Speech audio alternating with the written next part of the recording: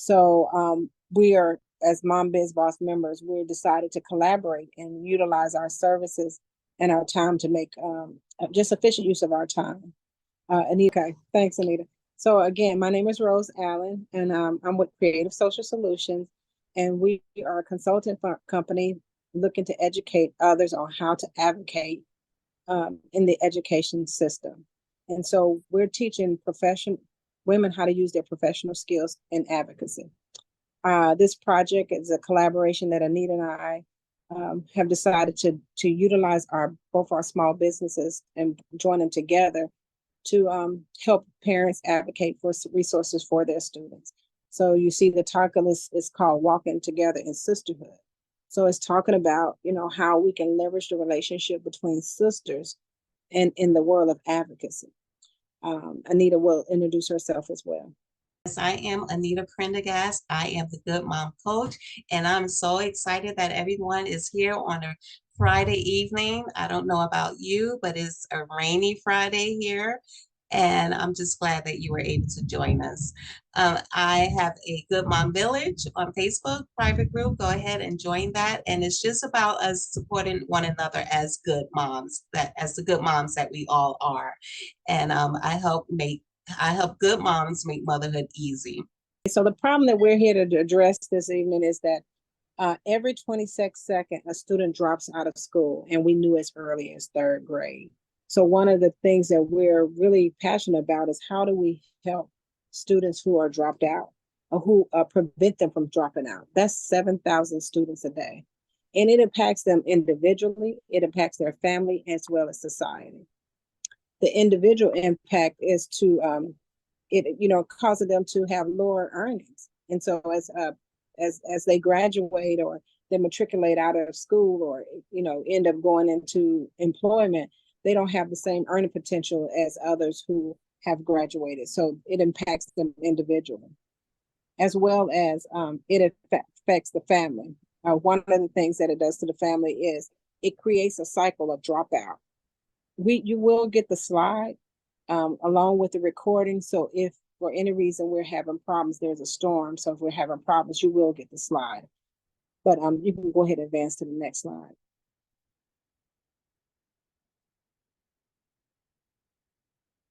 This slide talks about how it impacts the family. It talks about the financial strain that when you have someone who hasn't graduated and they're a financial strain on the family because now they're not able to make a living wage. They're making a low they're not making a living wage, which is probably almost twice as much higher than the minimum wage. Intergenerationally, when you have a student who has not graduated and they have children, their children are more likely to have academic challenges. So in order to break that generational cycle, we need to make sure that we intervene and prevent them from dropping out. Next slide. In society, the economic impact of it is that over the course of their lifetime, over $300 billion are $337 billion because of wages and taxes and stuff that does not come into economics because of them not earning the money. So it affects society as well. They're more likely to be incarcerated because of, when you have less opportunities, you don't make wise decisions. And they also utilize more social services, the food stamps, welfare, and things like Medicaid. Next slide.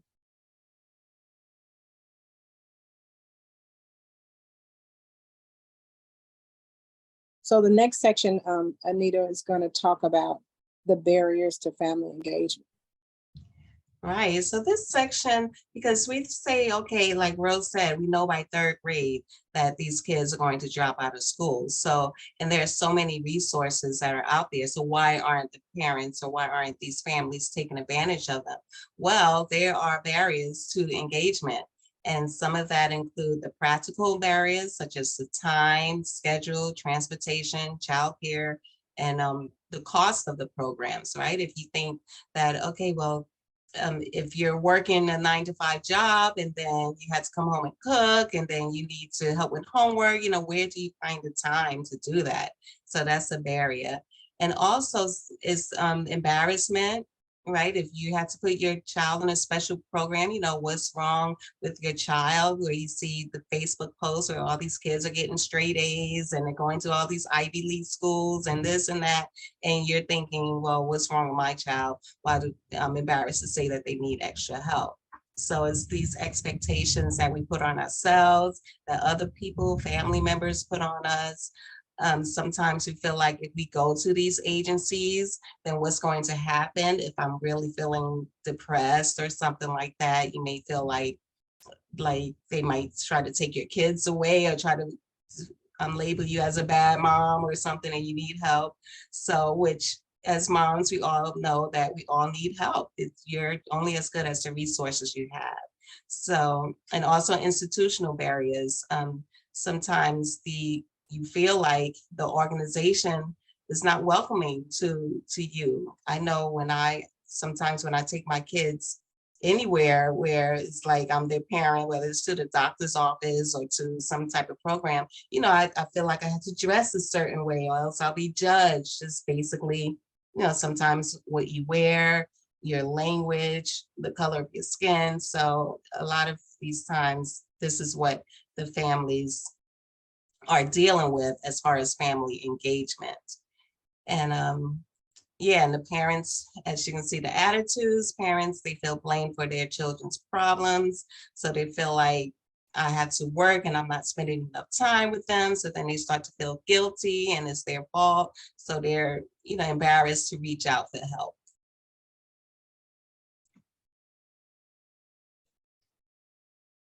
And so this comes to what I was saying as far as being good moms. I am the good mom coach and I help other good moms make motherhood easy. And one of the ways that I do that is through my Each Sleep coaching system. Now, when my kids were younger, I was full of energy. I loved being a parent and it just came easy to me. I had the resources, I reached out, I helped other parents. It wasn't until I started my own business that everything fell apart. So I went from feeling like an Energizer bunny where I would collapse like this Energizer bunny is until I went through this system that, and I found my supportive environment. I found support from my village. And one person actually said, Anita, you don't need to have that Energizer bunny energy. You can just find a different type of energy. So then I started thinking of my energy as less of go, go, go and Energizer and more of a nice natural energy like this amethyst stone here. And that's when everything changed for me. So I was able to manage expectations better, ask for help, and then hold each other accountable. And sometimes the accountability came on me.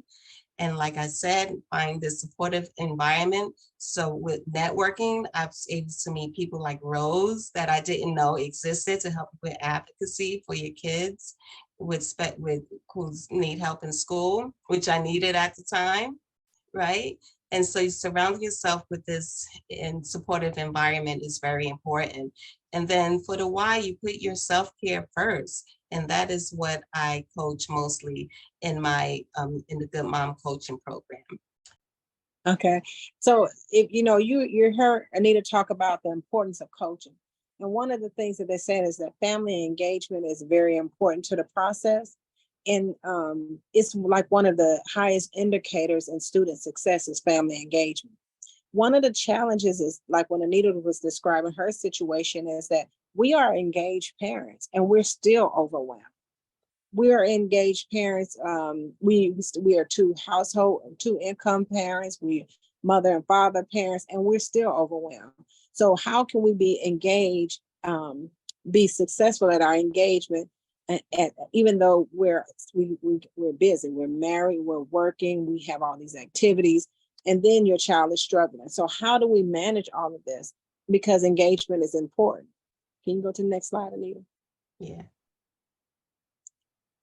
So what we have decided to do, I'm sorry, that's Anita's contact information. I'm sorry. That's okay. That's okay. That's okay. That's Anita's contact information. Like I said, you will get the slide. Next slide.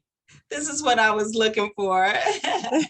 That's I will fine. put the link in the chat, so if you want to learn more, then you have it. Yes. But what Anita does is that she does the life coaching part to help you manage your expectations. She does all that part. But what we were thinking about was how can we strategize and use, look at the barriers. So by trade, I'm a business analyst. And as a business analyst, I look at the requirements, I look at the goal, and I help develop a strategy to address your goal based on your priorities, your constraints, and whatever limitations you may have. So we did the same thing with this strategy. We said, well, we are engaged parents. We have these barriers because we have to work. We have all these different barriers that we face. We're overwhelmed. So how can what resource do we have at our disposal that we can use to create a strategy to get our children the success that they need? And the answer was aunties. So for me, the part that I am going to address in this equation, while Anita will help with the overwhelmness of the mother, the busyness that help deal with that part, that's the emotional connection and trust part. My goal is to make sure that that I equip the aunties with what they need. Nobody loves a student and a parent as well as an aunt. And in my life, like Anita was talking about, she was successful as a mom. I was most successful as an auntie. My nieces and nephew call me the best auntie ever. And it's because there's an emotional connection and trust that I have with my nieces and nephew. Mentors are great, but sometimes it takes kids time to warm up to a mentor. And so, but they already know their aunt. And then the mom trusts the aunt. So the connection and the trust is already there. The objective perspective. Everybody who has a sister or a friend, so the aunties can be either your best friend or it can be a sibling. But that auntie, there's that person that you trust to give you objective perspective. When someone else tell you, look, you're wrong, or look, you need to do this, you might take offense. But if it's already somebody you trust, you don't mind looking at their perspective. So it's more easy for you to digest that. Less parental pressure. When you're an auntie, you can love the kids and you can even tell them some rough stuff, but they get to go home. So that relationship that you have with your that less parental pressure allows the child to receive what you have to say better. So that's one of the advantages of being an auntie. The flexibility. As an aunt, I get to say what I can and cannot do. A mom don't get to choose. So I have way more flexibility as an auntie, especially since my kids are grown. I'm an empty nester. I have more time on my hand where my sister or my niece and nephew are still raising their kids and trying to manage their family. Bridge between generations. This one was funny. As an aunt, you don't look at things the same way as a parent, even if you're in the same age bracket, because the risk is less. And I know it's not, it's still risky for your child to misstep, but you don't take it as personal as a mother does. So the relationship that you have with an auntie is very is an asset in advocacy. So what we decided to do, well, what I've decided to do in my business is to focus on aunts, get aunts equipped to advocate for their niece or nephew's education. Next slide. Is there a question in the chat? Oh, yes. Okay, go ahead. So best auntie ever. So this is the campaign that we're embarking on. We're talking about how to be the best auntie ever. We're aunts advocating for academic support. As you can see, we said that we're teaching aunts the skills that they use to advocate and navigate community and school resources. A lot of aunts are professionals, women who already have business skill, have analytical skills, have project management skills, have communication skills that they use in their profession. Those skills are transferable to academic advocacy. Those skills are the same skills you use when you sit at the table and you're trying to navigate and get the resources you need. Being very strategic is a skill that is very much utilized when you're listening to someone and you know your niece and nephew. So you have that perspective that if you went and paid somebody to do it, they would just based on what they read, but you know that child personally.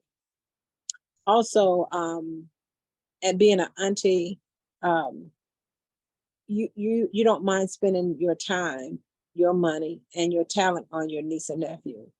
The market is saying that aunties spend more money than grandparents on gifts. They spend more money and more time taking them to special events. So if we have nieces and nephews who we're willing to spend time and money and our talents on, we can do the same thing as it relates to their education. So the question is, how can you help?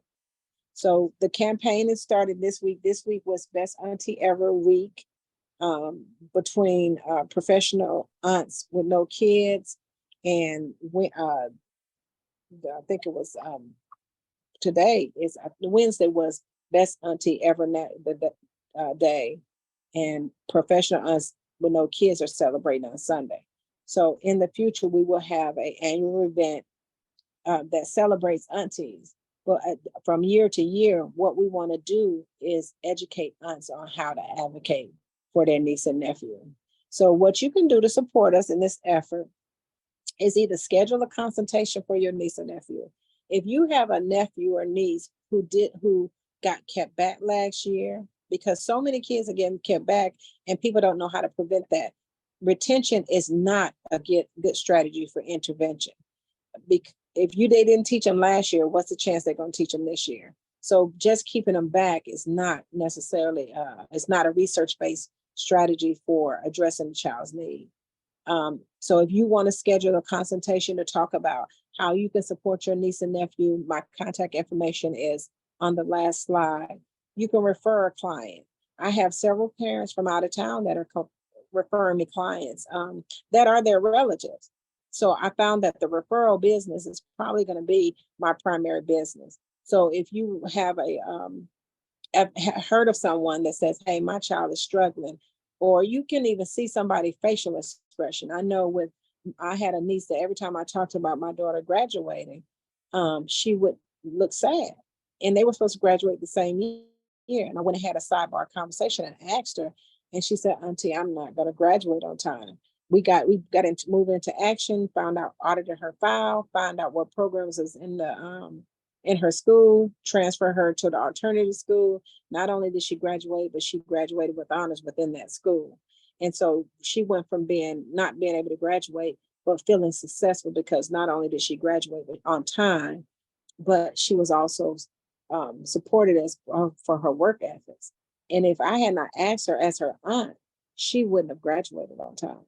So, if you know someone is struggling, speak up, let us know that our kids are out there struggling. Remember, this is every 26 seconds, a kid is dropping out, and we knew as early as third grade. They're using third grade reading scores to tell whether a student is going to graduate. They're using third grade reading scores to tell whether we're building prisons. So why we can't use third grade reading scores to advocate for our niece and nephew? And the next other thing you can do is you can sponsor a family or sponsor a child. The assessments that I like to use is Linda Mood Bell, because what I found was reading the psychological evaluations were too much for me to try to understand. I'm not a psychiatrist, so trying to read that and decipher the evaluations that they were providing to the parents, I couldn't do that. It was too technical for me. So I use Linda Mood Bell assessments to just get an understanding of the strengths and weaknesses of the child. For $149, they'll do your assessments. If you give them my name, Rose Allen, and tell them that I sent you, they will give you an $800 assessment for $149. I do not get any money from that. I just use the data that help you understand your child's academic need. Donation. So you can go out to Creative Social Solution Specialist, my website, and you can donate to the efforts that we are embarking upon with the Best Auntie Ever. I do have a nonprofit side of my business because I want to help the least of these.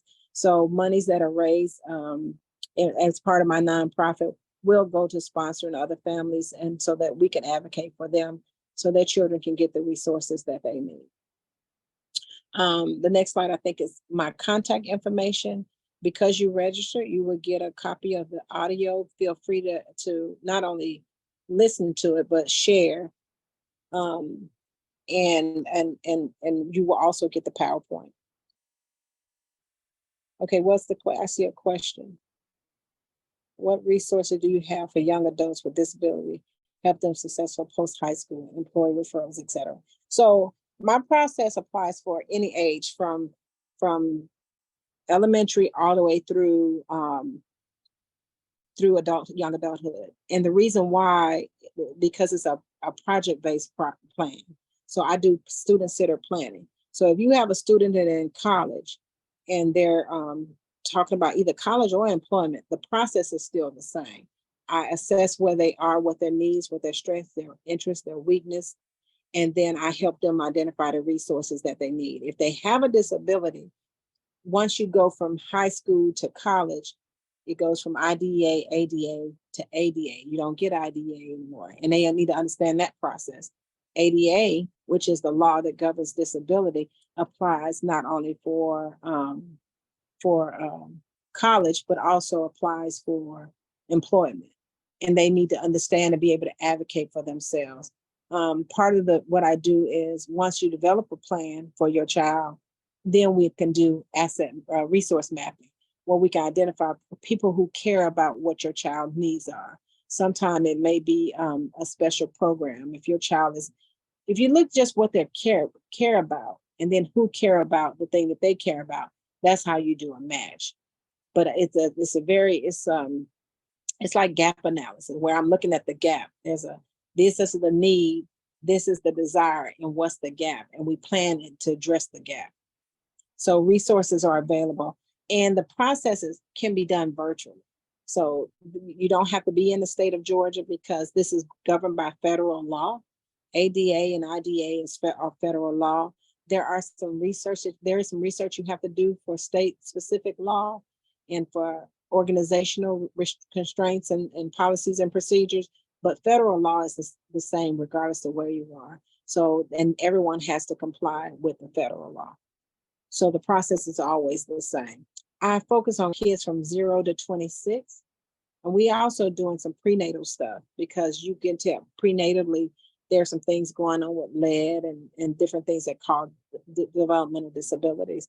But that's more advocacy. But we go from 0 to 26. So we can go older because the process is the same, but our special interest is 0 to 26. Are there any more questions? I know this is a lot of information. Anita, is there anything else you want to share? I was going to ask the same thing, if there are any questions, but if you would all take out your phone. I know you might be on your phone, but if you're on your computer, if you can scan this QR code, if you're on your phone, then I dropped the link in the comments. If you would go ahead and click on that link, because Rose and I would really like your feedback on this presentation to see if you found value in it, or what you wish topics you wish you would have talked about more, or we could elaborate more on, just because we really want to support parents as much as possible and their kids. And I love what Rose was saying as far as retention is not the answer, right? I went through a similar situation where if it not was for my networking, that I would not have known to fight for these different services for my son. And he ended up going into a different type of school and was really successful in that way. So that's sort of what I do, as well as the Good Mom Coach, right? We're only as good as the resources we have. So I, like Rose, I get those resources for you. I send people to Rose. She might send people to me. And the thing is, those barriers that sometimes parents face, where they feel like they can't go to anyone else because of stigma, or because they're afraid of, some other event might happen, whether it's they're getting left back, or just the stigma of it. Just to know that did you know that there are like parent coaches out there? Have you ever heard of such a thing? I know when my kids were young, I'm like, a parent coach, what is that?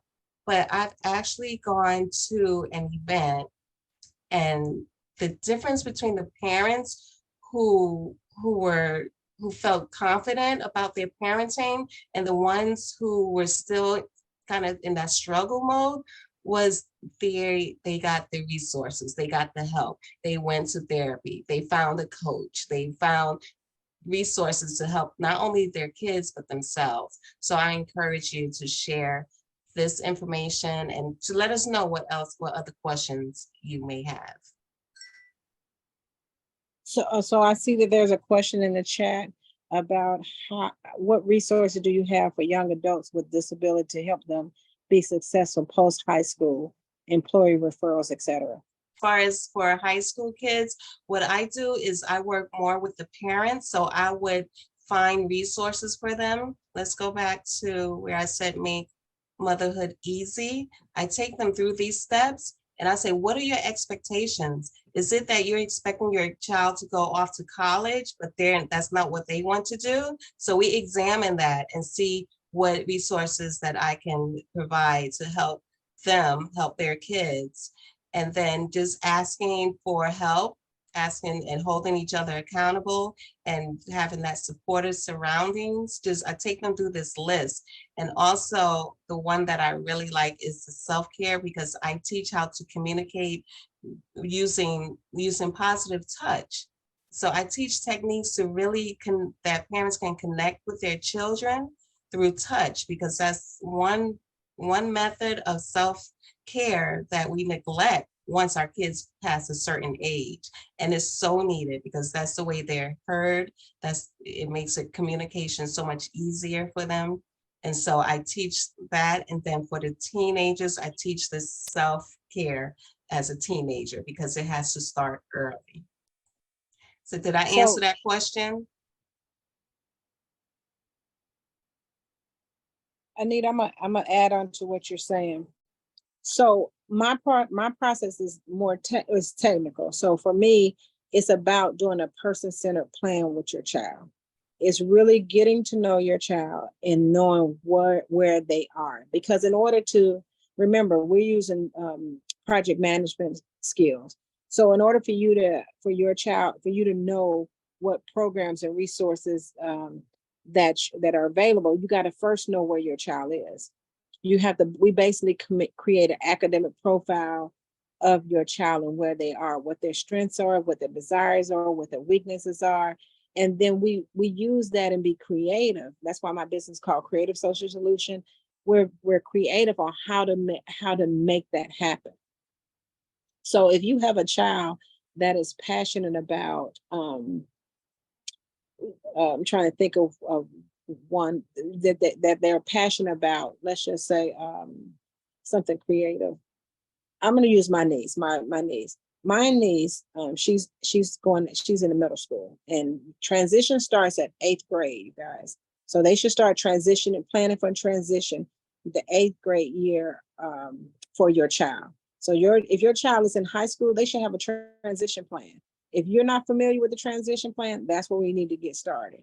If your child is in college, you still need to be using that transition plan. That transition plan really should be updated every year to say how well your child is doing, what are new interests, what did you learn? So for each one of my children, including my niece now, she is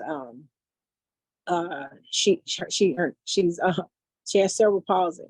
She chances are she won't be able to read. But what I've learned about her is she loves technology. So, and she is, although she can see, she's classified as legally blind.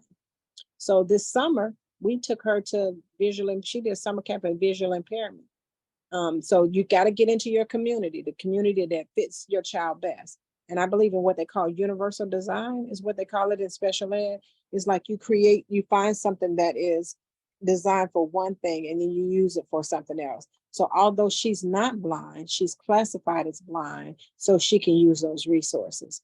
And I know in the state of Georgia, and I think this is federal, there's a lot of money for four things right now: deaf, hard of hearing, blind, autism, mental health.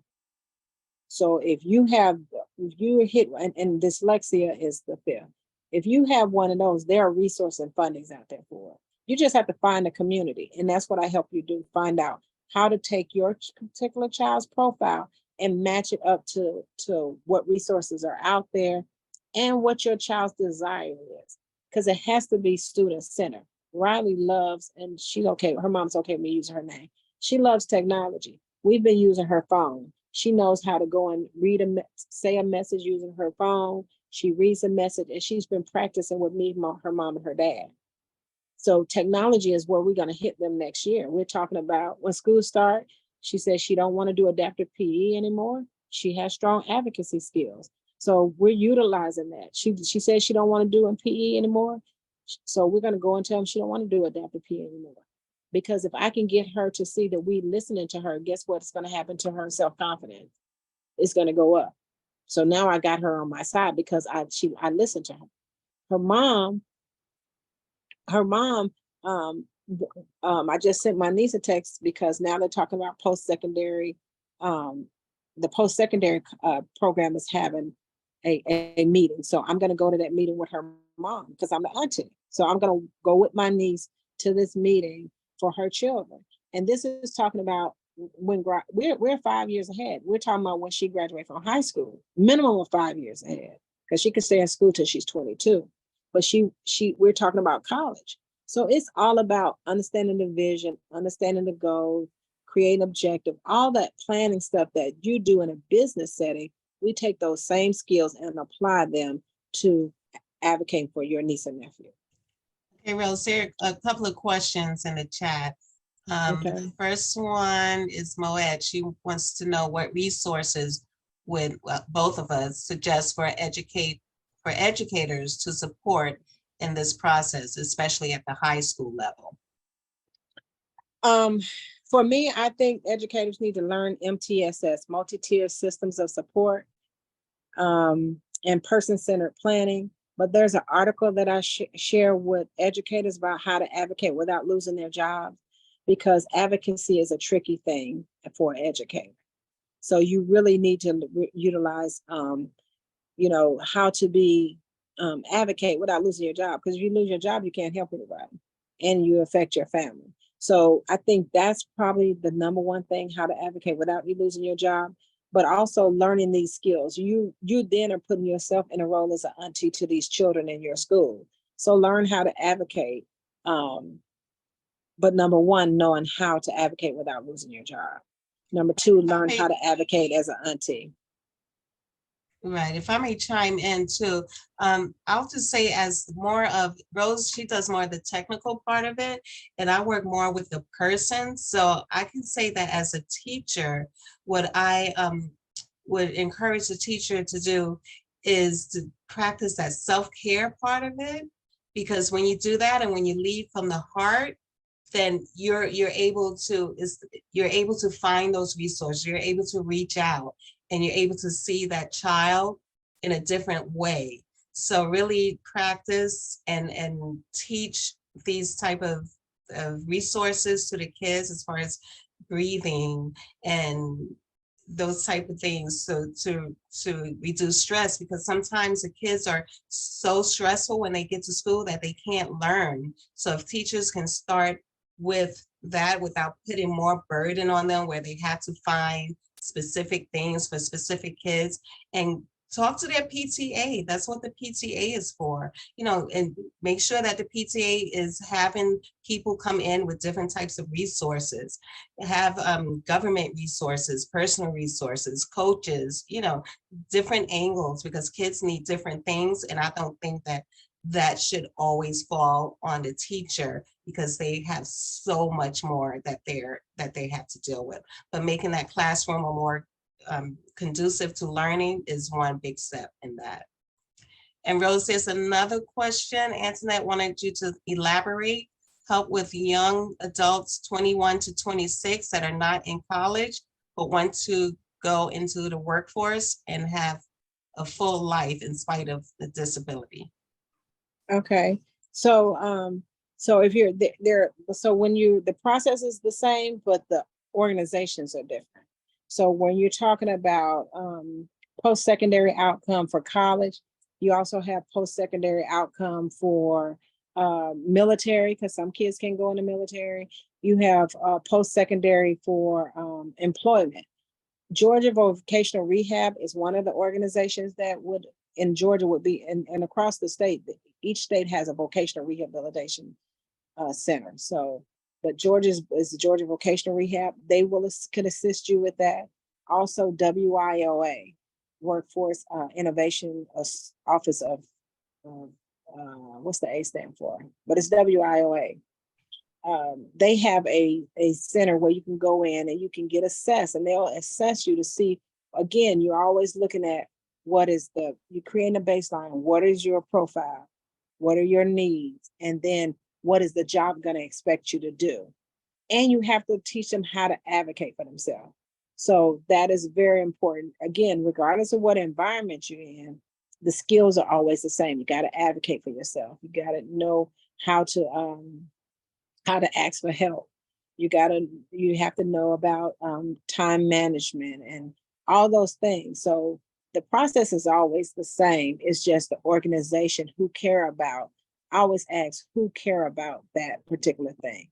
So if you have a child who's 21 to 26, not in college, they just want to go in the workforce, you still need to understand what their strengths, interests, and constraints are. You still need to know that. And then you need to match them up with a job.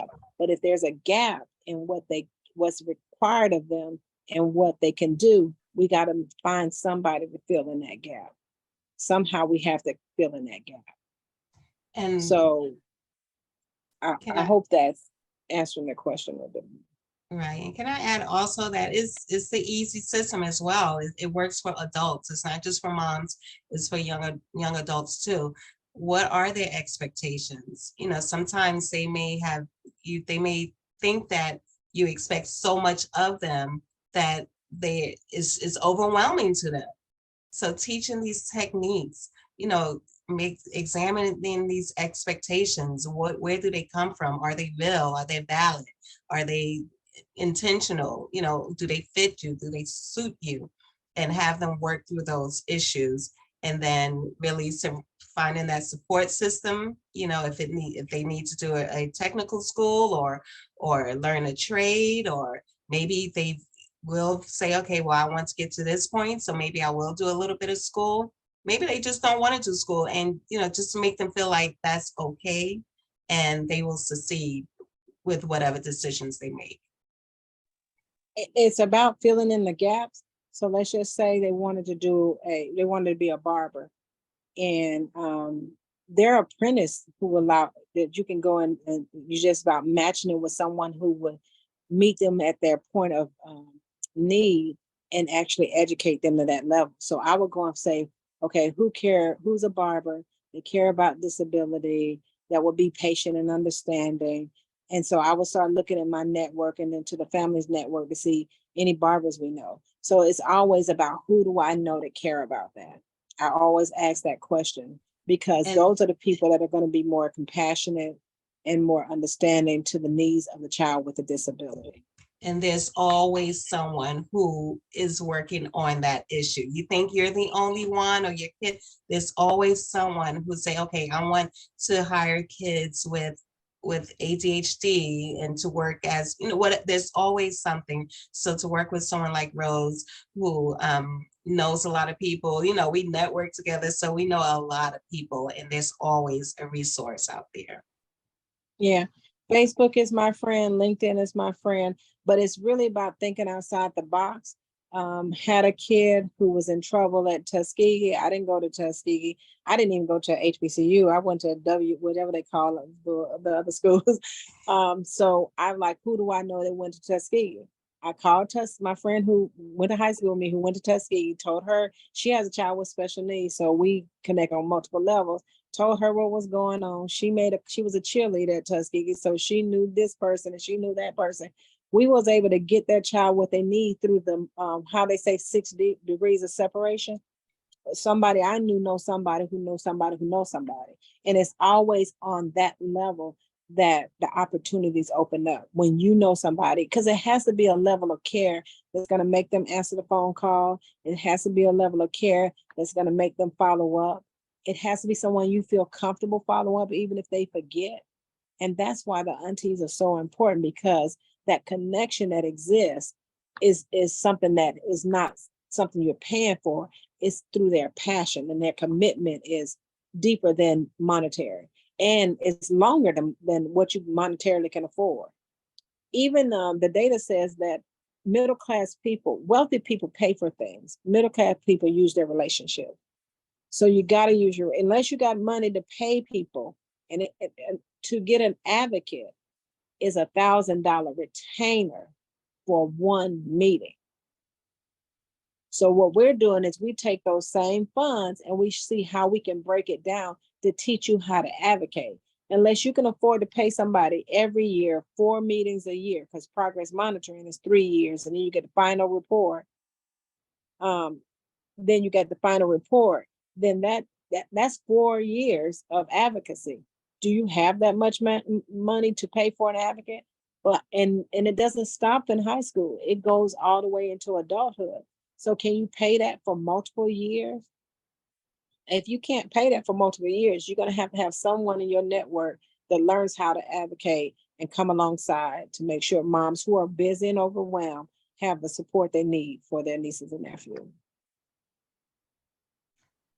All right, so you guys, it is 7:16. I think we did a good job on time. Was there any other questions? We had some love in the chat, Rose. It says, thanks for this valuable information. And that's Natalie says that. And Antoinette says, thank you, ladies, for the response. It was insightful about 21 to 26-year-olds. Thank you, Antoinette. Well, thank you guys for joining us. We really appreciate you supporting us. Thank you, Moet, for the collaboration. If you see that this is something that you want to do, please reach out to Anita and I, so that we can be assistance to the families that you know. We really want to make sure that the next school year is very successful for our students. And planning is key. Planning is very key to what we're planning to accomplish. Yes, absolutely. And before you guys start to jump off, I would just want to invite you to my Moms and Mimosas, which is happening right after this, live on Facebook. Okay.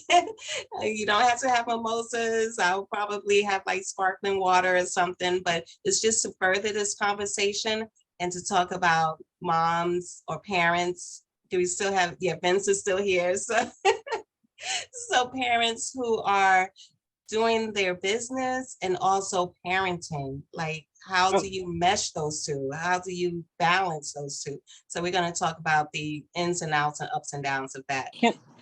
Can I speak to Vince right quick? Vince, there are fatherhood groups too. There's a organization called Iron to Iron that I'm affiliated with. And whenever I have a father that needs to talk about things that are unique to the fathers, Johnny Brown from Iron to Iron is someone that I refer fathers to often, because, you know, men don't always want to be in a room of women. Sometimes they want to have other men, and these are men who care about their children, who care about, you know, the needs of their family. They're passionate about education. And so if you, it's called Iron to Iron. Johnny Brown is the leader of the organization. So we can help you. We focus on us, but we don't eliminate anybody. But we do have supports that to talk to not only fathers, but grandparents as well. So my primary client is aunts, but I won't turn anybody away. I'll make sure that there's somebody who can help you with whatever questions you may have. And the same with me. I am the good mom coach, and I work with moms because dads, I don't understand what they do. My husband, he does something with the kids and it works for him. But for me, I'm going crazy. Like, what did he just say, or what did he just do? But it works for him. So my focus is on moms, but there is a whole network of parent coaches that focus on dads, couples, single parents, co-parenting, all of that. So just reach out. Like I said, whatever situation you think is unique and like no one's ever heard of it before, between Rose and I, we can find someone who can help you. Right. And we have a Mom Biz Bosses who we're affiliated with, and we post questions there. I had a parent who was dealing with a child who she felt was being sex trafficked, and we were able to contact someone within a Mom Biz Boss group who had who actually worked for that and was able to get us in contact with the FBI. Glad to say that child, and that child was in Paulding County, that child is back home. So we really have connections of people who care about these different topics that people face. And you say, well, how does that relate to education? Guess what? She missed school. It's going to affect her education. So, this is a mom. So we posted it in the chat, and I got 2 messages of people who were telling me, have them call me, have them call me. And so we were able to do a personal referral that really allowed the mom to know that we were there and supported her. Every child don't come back home, so we were very happy that she was able to come back home. And there are ongoing supports that this family would need, because that's a very traumatic experience. So just knowing people that care, and we also a member of Elizabeth Baptist Church, and we prayed for her too. So all the things that all the services that we have, and all the resources that we have are to make sure that our children are successful. All right, so we're right at the 7:21 mark. Are there any other questions or comments? So I think we can close out, Rose. All righty. Thank you, guys. I'm so excited that everybody showed up and really supported us. I can't wait to see what we do next. So you will hear from us through and get a copy of the recording, as well as absolutely. Any other questions? Remember 7:30 Facebook Live, Moms and Mimosas. Are you coming, Rose? Yeah, I'll be there. So we're going to, once we log off here, I'm gonna go. You guys can go stretch and go grab some water. Like I said, I actually have a little juice, so it's a mocktail. It's not necessarily mimosa, and then we'll just continue this conversation, bring some other parents in, and you'll get to share what you do. If you're a self-employed, if you're a business person, entrepreneur, then you can put your information there, and then just talk about how do you balance being an entrepreneur and a parent. Okay, so I hope to see you there.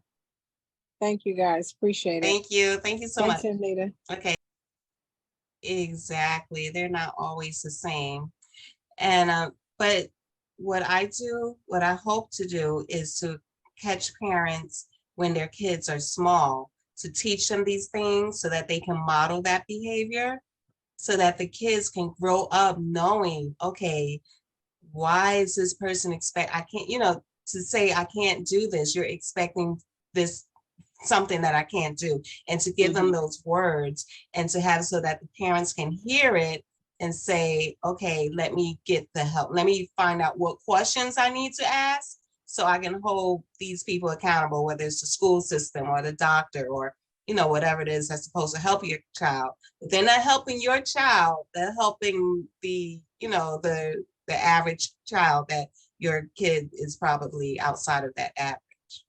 Right. And you have to know your child. And that's why I start with an academic profile of the student, so that you have a clear understanding of your child's abilities and disability, because you have to leverage those. So for me, when I'm looking at a child, I'm looking at their ability as well as their disability. What is it that they're like? I know my niece is gonna, 2 things she's good at: technology and advocacy. So with that, I have to figure out, okay, how can I help her access life without reading, but she has great advocacy skills and great technology skills. Right. So, with her advocacy, she's always, Auntie, what does this say? And I say, well, use your device and let it read it back to you. And so we're practicing these stuff, and she's just in middle school. So we're practicing this stuff, and we've noticed, and I learned saw how quick she catch on. She went and gave everybody their own personal ringtone. I showed her one time, and she went in and changed everybody's ringtone. She even tried to change the ringtone on my phone. I was like, stop, I don't want everybody to have a separate ringtone. Right, but how awesome is it that now we have the technology so that we don't have to kind of put them in the same box. They can be in their own box with this technology, and it's okay. And I like what you said too. I'll keep bringing this up. I like what you said too about the retention is not a solution. right? Yes. Why are you retaining? You're not working to their strengths. You know, if there's a reading issue, but they might be great at something else. So why are they being retained? And then that messes with their self-confidence, and it's just a downward spiral Absolutely. from there. Yes. Yeah. And it's not a research-based strategy that's good children who are struggling. So when people propose that, you need to know that. And that's where that knowledge come in. And there's a process. So in January and November, from November to January, they'll start sending out notices about retention for the end of the school year. Mm. So you need it by November, December, you start getting these notices. You need to act on these notices. And what usually happens is parents let it go on and on because of their emotional inability to handle it.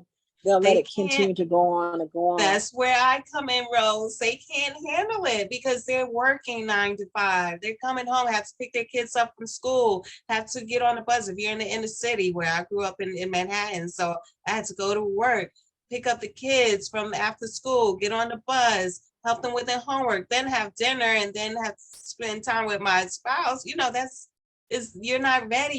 You're not ready to put another thing on. So that's when the aunties come in. You know, auntie, come on, help a sister out. Help a sister out. Auntie's got to help her. You know, instead of your sister getting on your nerve, put her to work. Put that sister to work. Say, Hello, girl, when and she call you, she probably have right? all these. She probably saying, "Why don't you do this? Why don't you do that?" Right? So let her to go ahead and say, "Well, why don't you do it? Why don't you help me out and you do it?" Right? Yeah, And then yeah. she has the And turn it resources. into right, and turn it in a relationship to bond your relationship too, because when that person who's coming to you, who's nagging at you, want to brag about your child. They will be Yes. the first one bragging about your child. So change the energy in that relationship between you and your siblings and then you and your friends. Instead of it be nagging, let's work on bragging about our nieces and nephews. Like I like I that. am, yeah, I Instead of am the number nagging, one. bragging. Instead of nagging, let's get bragging. I am number one advocate, and everybody tell me she's your favorite. She's your favorite. I'm like, no, all my nieces and nephew my favorite. Like I Mm. don't have a favorite, but I'm not gonna sit up and not celebrate her strength. I'm not gonna Right. tell her that it's not possible for her to accomplish whatever she wants to. We're going to this post-secondary academy workshop to let her see that she can go to college. There are opportunities Mm. for her to learn social skills in college. If I put it and instill it in her now, guess what? She'll start striving for it. But I gotta first believe you need somebody to believe in you first. Especially a child, they need somebody to believe in them first. Well, that auntie is gonna believe in them first Yes. because that auntie had the luxury that the child not get on their nerve every day. Yes, the auntie can send the baby back home, right? It's like being a Right, right, grandma. right, You right, can right. send a baby I back walk in the home. door, she run to me like I'm the best thing You that since know, light bread. My children don't run to me like that. you see, and then that's the My thing. nieces and nephews do. That's the thing, that relationship, that bond, that you come to your parents. The parents, you think that, oh, they don't know what you're talking about. How many parents have had their kid come home and you helping them with their homework, and like you don't know anything because the teacher said to do it this way. Mhm. So it's like it's that boundary where the kids automatically think that the parents don't know what they're talking about. So for them to have an aunt, for them to be lucky enough to have an auntie, for one thing, and then to have an auntie who actually can help out and have the resources, and that's wonderful. You know what? Also, you know how you'll tell your child something, and then somebody come in and tell them that same thing, and it's like, Yeah, didn't I just tell? yeah. I tell a story where I know, like, all parents have always told their kids, especially their high schoolers, to go to bed early so you can wake up early and catch the bus, right? Right. Why? I told my son that at least 1,000 times. So he came home one day and he said, I'm going to bed early. I said, oh, that's great. Why? You haven't? No, because my friend at school said that if I go to bed early, then I can wake up early and won't be tired. I was like, oh, your friend told you We that, told you huh? that. Right, right, right, right, right, right. So I'm like, and okay, if you have friends like that, then I'm okay with that. Trust me. we're gonna celebrate the friends. But you as a sister can tell your sister, hey, I need you to talk to them about XYZ. Yes. You know what? I'm struggling with some. Can you help them with XYZ? And you again creating a bond between you and your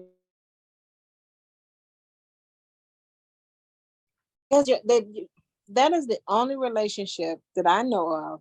Well, maybe the fathers too, but outside of your home that loves your child almost as much as you do, Oh, and that's all of you. Who else? Your grandmama, your auntie. These are the people that love your child. But there's a relationship, grandmama relationship that's different. But the aunt relationship too, because of the age gap, is not as big as for the grandparents. Still can take you on the amusement, can pour in all that positive energy, so that when they have to do something that might be perceived as negative, you got enough clout. Like I tell my niece, yes, a lot, so that when I get ready to tell her no, I have enough clout with my niece to tell her no, and she can receive right. that because she knows she's going to get some yeses. And then when you back the mom up and say, well, no, your mom is right, then she trusts that. So that's a Yeah, level of trust. right, So, absolutely. And I tell her all the time, like, you go ask. I don't care what it is. Go ask your mom and dad if they're okay with it. I'm okay with it. And you have to start practicing these things to show that there can't be no division. I don't believe in undermining the relationship of my sister with her children, as nor do I believe in. I don't undermine relationships. So it's all of us working in one accord to make sure that the student is successful. Because otherwise, it's going. A house divided cannot stand. You have to make sure that you are not your house that is not divided. absolutely, because the kids, they can pick up on that. And that's another thing that I talk about, the soft skill part is, you know, your self-care. You have to model that because your kids are watching you. They watch the good and the bad. So you Mhm. model that behavior, self-care of not undermining, whoever it is, the mom, the dad, the grandma, and because the kids are watching you. So if they see that you're being respectful, then they're going to be respectful. So Yeah. it's definitely that modeling, that behavior. And you have to establish trust with your siblings too, that they know that they can trust you and that you're not going to create alienation. It's called parental alienation. Like you have to make sure that what you're doing is supportive and not alienating the child from their parents, because that's not going to help the child nor the parent, and it's not going to help your relationship with your sister. So you need to make sure that that's something that you understand. Like, is my behavior supportive or alienating? Because I don't Right, want to create division. right. And then once you break that, it's really hard to get it back because then that's when you're in that fight or flight mode. We call it the post-traumatic stress. We think that's just for military people, but no, it's for anything. If you find that someone was disrespectful towards you, then it's hard to trust them again. That's that Mhm. post-traumatic. And so you had to really learn these techniques, the breathing techniques, the gratitude, the forgiveness, and really practice that. So, and then, it may be a situation where you need to take a break from your relative for some time, but really doing those expectations, making it easy, doing those like, what does this person expect of me and why, and is that fair? And if it's not, then really talking to them, asking them, holding them accountable. Look, I need this from you, and just holding them accountable, and this is why, asking for help or asking for space, and really holding them accountable for that. And it's really good. I like the ask part because so many times parents don't ask for what they need, but I'm also challenging the aunts to take initiative because, again, it's hard to say that, hey, I can't do this. It's really hard. Parents beat themselves up thinking that they have failed their child. Mm, That how that I'm supposed to be the one who be able to do XYZ, when actually I don't like independence, I like interdependence. I'm a mm, woman of faith, so I say, trust God, trust myself, and trust others, mm, because we have been told that independent woman, I want to get a T-shirt that says independent, and but a nod across the thing, because I think that was the worst thing that ever was told to Black women, especially, Yes. is that we are to Right. be independent. We have Independent and super moms and all it is and the bad, no, we don't have to be all of that. We need help. We need to ask for help, right? yeah. Yes, absolutely. I love We that. need to ask for help. Yeah, we need to ask for help. We need to lean on our faith. And just Rose, I don't think we introduced each other. So I'm the Good Mom Coach, and I help good moms make motherhood easy. And Rose is the best auntie auntie ever. ever. And I teach parents how to, teach aunties how to advocate for the academic success of the niece and nephew. Absolutely. And we need it because moms need help. And what better place to get it from than your siblings, Sister, yeah, from your from sister, your whether it's a sister, yeah, sister friend or your biological sister, sister in love, whatever it is, we really sister need. in the church, sister in the community, sister at the job place. It's really about reclaiming the African American village. That, we used to say that it takes a village to raise a child. We do. And there are people in the community that we call aunties, and that's a term of endearment. It's I not to love being called auntie. I love being called auntie, even by people, teenage. I've had kids. I have my church children call me auntie. When I worked in the public school system, they call me auntie. And so, auntie is a term of endearment because it's saying that I trust you. Yes, yes, I trust absolutely. you. It's saying that I feel a closeness to you like family, and Mm-hmm. I trust you. You're my Yeah, family. You know. you be my family, and let me tell you, I have a story of I was a parent mentor for Atlanta Public School, working with parents who have children with disability, and I had a young man who, my daughter caught the bus to go to this program called Breakthrough Atlanta, and she caught it at Kennedy Middle School with the other kids who went to Kennedy Middle School. There was a young man there. His mom was incarcerated, and he was having a hard time with his auntie. And so I had to coach him on how to interact with his auntie until his mom got out. And when mom got out, that was the first place she came. She To the came up auntie. to the school to tell. She wanted to know who her son was talking about. This Miss Rose, Auntie Rose, who had been encouraging him and making sure that he was doing what he was supposed to do while she was incarcerated. And Mm, so it really matters. And the children will speak about you, and they should speak about you in a way that honors you, not create division. That mom became my friend mm. because I didn't want her to feel like I was talking down or disrespecting her or undermining her relationship with her son.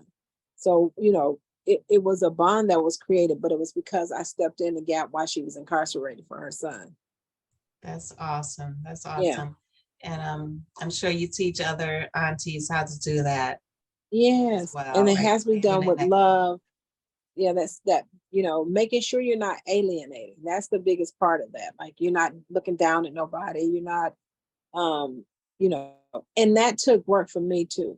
I had to go from being an auntie to an overwhelmed mom to understand that it ain't easy. Right. Sometimes you have to step in someone's shoes to realize, right? And like I It say, ain't we're easy. all good moms. We're just as good as our resources, as good as what we know. Right. Trust me, if I had known the other things that I know now, then I would have done a lot of things differently. My kids came Oh, out fine. They were fine. They're great. They're great kids. But I can see where, maybe I could have done that a little. Maybe if I had this resource, it would not have been so hard. So right. that's why I have resources, and I want to say, Mom, it doesn't have to be that hard. It can be easy. And this is how we can do it. Let me show you some resources. Let me introduce you to Rose so you can figure out how to put Right. that auntie to work. Right. And when they're stuck and they struggling, let me refer you to Anita so she can help you learn to make it easy, because until you get to that place of being That able to mental, exhale, you can't do the knowledge part. you can, So as there's a long as, dependency there between what we do that allows yes, for the student to be academically long as successful. your body is in that tense mode, that, food insecurity, home insecurity, school insecurity. Now it's back to school time, And I'm thankful that I don't have kids in school, but it still affects me because now they're bragging now about, oh, we have dogs now that can sniff out stuff, and this is making the kids feel more secure. I'm like, I don't think that's what's making the kids feel more secure. I think that's making them more anxious, and it's making them say, okay, I had to go to this environment where the dogs have to sniff my stuff, and I had to go through these metal detectors, and it's that anxiety that is hard to get rid of. And unless we teach them how to breathe and how to release that anxiety, they're not going to be able to learn to their fullest potential. Some kids can do it, but there are a lot of kids, we call them the social, how you call it, the they're sensitive. They call them sensitive, right? And so they can't just brush things off, they hold it. There was a study that showed that when kids have the drills, active shooter drills, that stays in their bodies for at least like for weeks afterwards. They feel it in their bodies. They're tense for weeks afterwards. And there's I don't know if this is the book, but I know I heard about your body keeps the score, like trauma is stored in your body. So whatever trauma that you experience is stored in your body. And let me tell you, just as that overwhelmed mom and as the best auntie ever, learning how to woosah and decompress has been a journey. It's been a journey. So I don't take anything lightly anymore. I know that it's going to take a lot for us to do what we need to do. And we need to lean on each other. We cannot do this work alone. I agree. All right, Rose, is there anything else that you wanted to say? I just want to say thank you. You have made this so easy and so enjoyable. I really appreciate you hosting this collaboration. I can't wait to see how many more Mom Biz Boss join us in this collaboration. I think this can be a great project for us. We can find if there's some grant opportunities out that people know of, where we can really just come together as a network and seek out ways that we can provide our services to the parents. I just think that there are a lot of parents who need to know what we do. Yes, with the diversity of all of us, I think we can have a panel, and just like one of the participants asked, how can we help teachers? If we go around as a panel to schools as a resource for teachers and their parents, I think that would be a great benefit, an asset to everyone involved. So that might be one thing that we can work on as well. Yes, I said, so there's what people can do is they can go to my website, Creative Social Solution Specialist, at .com, and they can either sign up for a consultation, they can refer someone, they can sponsor someone, or they can donate to the work we do. We are social enterprise. We have a for-profit side and a nonprofit side. The nonprofit money is used to help those who can't afford our services. Nice. Awesome. And I am the Good Mom Coach. I make motherhood easy. I actually have an academy, Village Academy for Families. And soon, ta-da, this is very breaking news, Rose. It's going to be a membership site where I will have resources such as those that Rose provides, so that parents can really see themselves, for one, and get help that they need, that they don't know they need. Sometimes you're researching stuff and there's so much out there on the internet that you really don't know what to think and don't know what you need. And so before you think, okay, do I need therapy? I'm scared. So this can be a place where you can come, get some resources. And if these resources are good, then that's fine. But if you feel like you need more, then this is that extra step. So think of that, the Village Academy for Families, as that first step to the other resources that you might need. And I'm excited about that. And that's Village Academy, villageacademycourses.com. Thanks, Anita. Thank you, Rose. Thanks, everybody, for listening. See ya. Good night. Night.